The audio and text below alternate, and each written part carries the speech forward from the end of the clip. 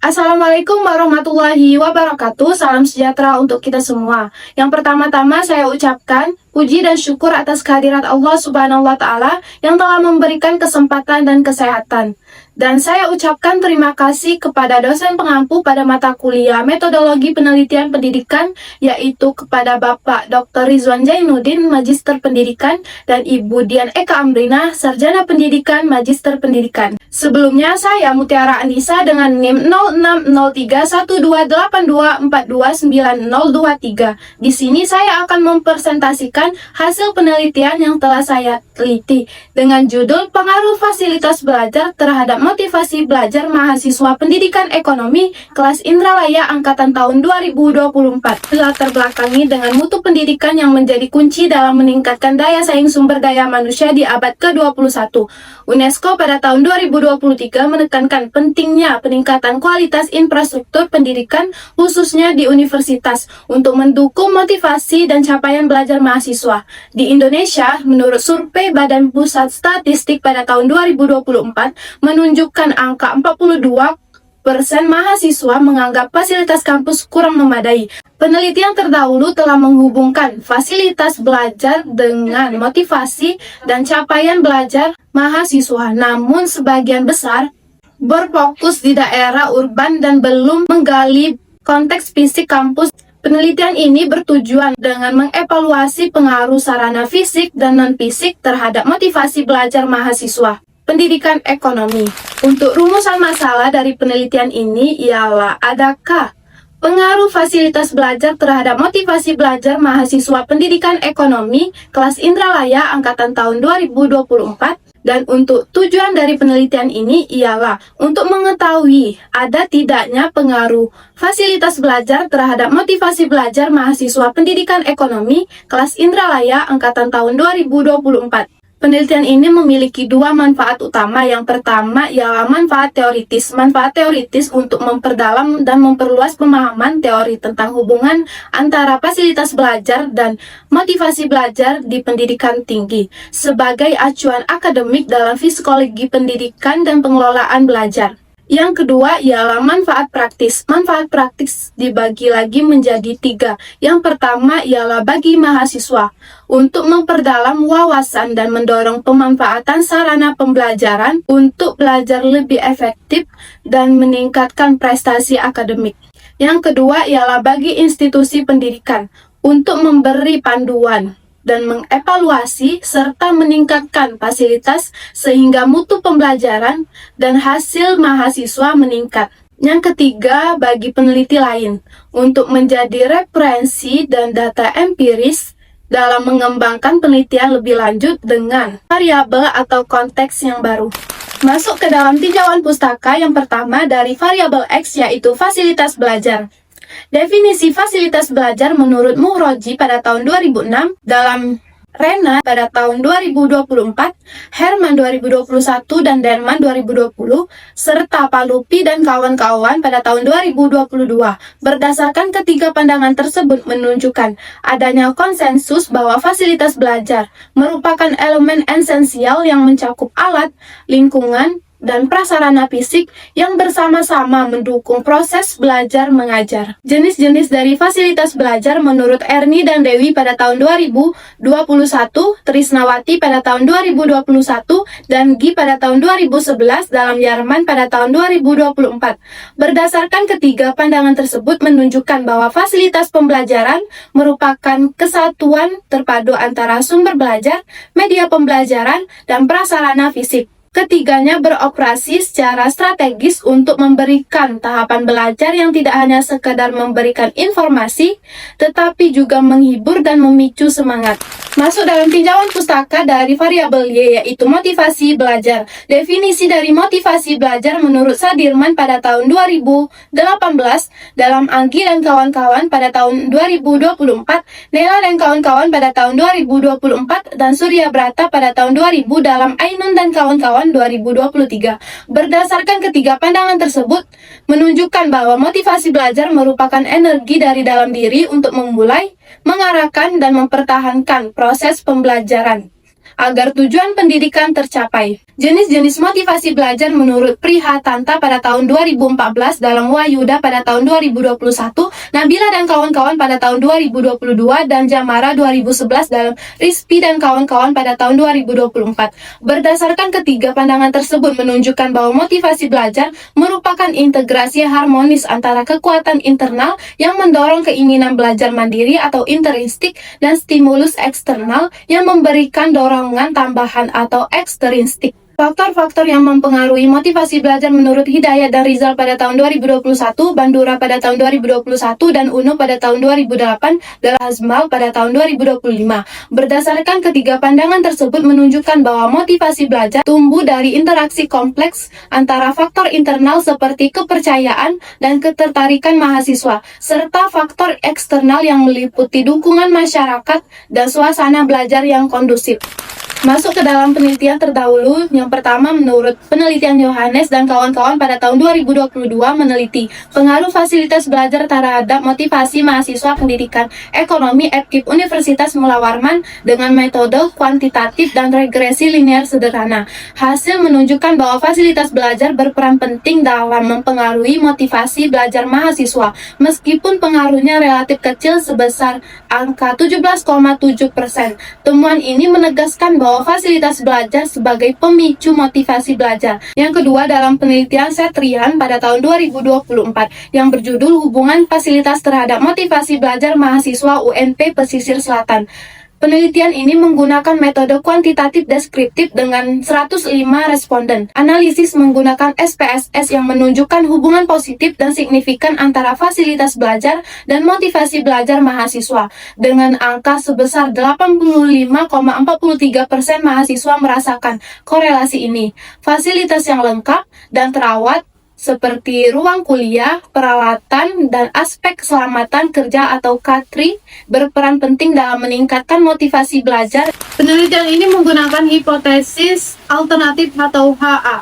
Hipotesis ini adanya pengaruh yang signifikan antara fasilitas belajar dengan motivasi belajar mahasiswa pendidikan ekonomi kelas Indralaya angkatan tahun 2024. Dan hipotesis 0 atau HO, hipotesis ini tidak adanya pengaruh yang signifikan antara fasilitas belajar dengan motivasi belajar mahasiswa pendidikan ekonomi kelas Indralaya angkatan tahun 2024. Jenis penelitian ini termasuk dalam penelitian kuantitatif dengan pendekatan ex post facto yang bertujuan mengkaji kembali data dan kejadian sebelumnya untuk melihat faktor-faktor yang mempengaruhi fenomena yang diteliti. Selain itu, penelitian ini menggunakan jenis asosiatif kausal untuk menentukan hubungan sebab akibat antara variabel X dan variabel Y. Penelitian ini menggunakan variabel yaitu variabel bebas atau variabel X, yaitu fasilitas belajar, sedangkan variabel terikat atau variabel Y adalah motivasi belajar. Definisi operasional variabel dalam penelitian ini terdiri dari variabel X dan variabel Y. Pertama, dari variabel X, yaitu fasilitas belajar. Fasilitas belajar adalah semua sarana, prasarana, sumber daya, dan lingkungan fisik yang mendukung proses pembelajaran, baik secara langsung maupun tidak langsung. Fasilitas ini memiliki 3 indikator yang meliputi tempat belajar, peralatan belajar, dan sumber belajar. Yang kedua ialah dari variabel Y, yaitu motivasi belajar. Motivasi belajar adalah kondisi internal mahasiswa yang mendorong dan mengarahkan aktivitas belajar untuk mencapai tujuan pendidikan. Motivasi ini ditandai oleh 4 indikator seperti perhatian, relevansi, keyakinan diri, dan kepuasan.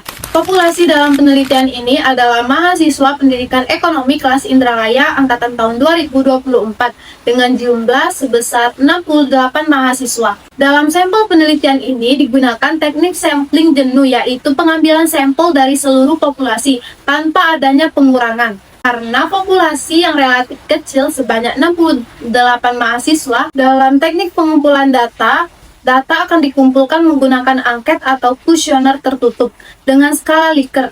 Kuesioner ini bertujuan mengukur persepsi mahasiswa terhadap fasilitas belajar yang tersedia dan pengaruhnya terhadap motivasi belajar secara kuantitatif dan sistematis. Skala Likert di sini digunakan untuk menilai tingkat kepuasan dan pemanfaatan fasilitas belajar dengan rentang poin dari 1 yaitu sangat tidak setuju hingga 5 ialah sangat setuju. Dalam instrumen penelitian berupa angket atau kuesioner yang mengukur variabel fasilitas belajar dan motivasi belajar, kuesioner yang dikembangkan berdasarkan indikator pada masing-masing variabel dan menggunakan skala Likert. Penelitian ini juga menggunakan uji validitas dan reliabilitas untuk memastikan hubungan yang akurat antara fasilitas belajar dan motivasi belajar. Uji validitas dibagi menjadi dua. Yang pertama ialah uji validitas ahli, dilakukan untuk melibatkan dosen program studi pendidikan ekonomi sebagai validator. Validator di sini untuk meninjau dan mengevaluasi instrumen penelitian sebelum disebarluaskan. Tujuannya adalah untuk memastikan bahwa instrumen tepat dan memadai untuk mengukur variabel penelitian. Validator juga memberikan umpan balik dan kritik membangun seperti memperjelas redaksi pertanyaan agar tidak menimbulkan multitafsir dan menyesuaikan indikator agar lebih relevan dengan konteks penelitian. Yang kedua ialah uji validitas eksternal dilakukan untuk memastikan keabsahan setiap item instrumen penelitian. Pengujian menggunakan metode statistik korelasi product moment person di mana setiap pertanyaan dikorelasikan dengan skor keseluruhan. Item dianggap valid jika nilai korelasi R hitung lebih besar dari nilai kritis pada taraf signifikansi 0,05. Dengan demikian, instrumen dinyatakan dapat dipercaya dan siap digunakan untuk analisis lebih lanjut dengan rumus sebagai berikut. Uji reliabilitas berfungsi untuk mengukur seberapa handal sebuah instrumen ketika digunakan berulang kali dalam mengukur gejala yang sama. Jika hasil pengukuran konsisten, maka instrumen tersebut dianggap reliable. Dalam penelitian ini, uji reliabilitas dilakukan untuk menilai konsistensi dan stabilitas instrumen yang digunakan. Metode yang dipilih adalah uji Alpha-Cronbach dengan rumus sebagai berikut. Analisis data dalam penelitian ini menggunakan teknik statistik deskriptif dan teknik statistik inferensial. Statistik deskriptif diterapkan untuk menggambarkan kondisi fasilitas pembelajaran dan tingkat motivasi belajar mahasiswa. Setelah pengumpulan data, analisis inferensial dilakukan untuk menguji hipotesis penelitian. Metode yang digunakan adalah uji regresi linear sederhana guna mengetahui pengaruh fasilitas pembelajaran terhadap motivasi belajar mahasiswa. Dalam pengujian hipotesis meliputi uji T untuk menilai signifikan pengaruh fasilitas secara individu, serta uji F untuk mengevaluasi pengaruh bersama variabel X terhadap variabel Y. Pendekatan ini memastikan analisis yang sistematis dan komprehensif. Analisis regresi linear sederhana digunakan untuk mempelajari hubungan antara satu variabel X yaitu fasilitas belajar dan satu variabel Y yaitu motivasi belajar. Pendekatan ini dianggap paling tepat karena hanya melibatkan satu variabel bebas dan satu variabel terikat. Persamaan regresi yang digunakan adalah Y sama dengan A plus BX. Analisis regresi linear sederhana ini memiliki dua jenis uji. Yang pertama ialah uji stimulus klasik yang bertujuan untuk memastikan data memenuhi syarat untuk dianalisis dengan menguji normalitas, uji linearitas, dan uji heteroskedastisitas. Yang pertama adalah uji normalitas data dilakukan untuk memastikan bahwa distribusi residual ada dari model regresi mengikuti distribusi normal. Hal ini penting karena keabsahan uji T dan uji F dalam regresi linear bergantung pada asumsi normalitas residual agar hasil pengujian dapat dipercaya. Dalam penelitian ini, uji normalitas menggunakan uji chi-square. Yang kedua ialah uji linearitas dilakukan untuk memastikan bahwa hubungan antara variabel X dan variabel Y bersifat linear. Hal ini penting karena model regresi linear hanya valid jika hubungan tersebut linear, sehingga estimasi dan prediksi yang dihasilkan menjadi akurat. Rumus regresi linear sederhana digunakan sebagai kerangka dasar dalam pengujian linearitas ini dengan rumus sebagai berikut. Yang ketiga ialah uji heteroskedastisitas digunakan untuk mengevaluasi apakah varians residual tetap konstan sepanjang nilai variabel X yang disebut homoskedastisitas. Jika varians residual tidak konstan atau heteroskedastisitas, maka estimasi parameter menjadi tidak efektif dan uji statistik dapat memberikan hasil yang salah. Dalam penelitian ini digunakan uji Brass-Pagan untuk menguji varians residual tersebut dengan rumus sebagai berikut. Yang kedua ialah uji hipotesis. Dalam penelitian ini dibagi menjadi dua. Yang pertama ialah uji T atau t-test untuk koefisien regresi. Uji T digunakan untuk menentukan apakah variabel X secara statistik mempengaruhi variabel Y. Berdasarkan hipotesis 0 atau HO menyatakan bahwa koefisien regresi B sama dengan 0, yang berarti tidak ada pengaruh signifikan fasilitas belajar terhadap motivasi belajar. Sebaliknya, hipotesis alternatif atau HA menyatakan bahwa tidak sama dengan 0, menunjukkan adanya pengaruh signifikan. Nilai T dihitung menggunakan rumus tertentu untuk menguji hipotesis ini dengan rumus sebagai berikut. Yang kedua ialah uji F digunakan untuk mengevaluasi signifikansi model regresi secara keseluruhan. Uji ini bertujuan untuk mengetahui apakah semua variabel X secara bersama-sama mempengaruhi variabel Y atau hanya sebagian saja. Dengan rumus sebagai berikut. Berikut adalah presentasi yang telah saya lakukan. Terima kasih untuk kesempatannya. Saya Mutiara Anissa. Wassalamualaikum warahmatullahi wabarakatuh.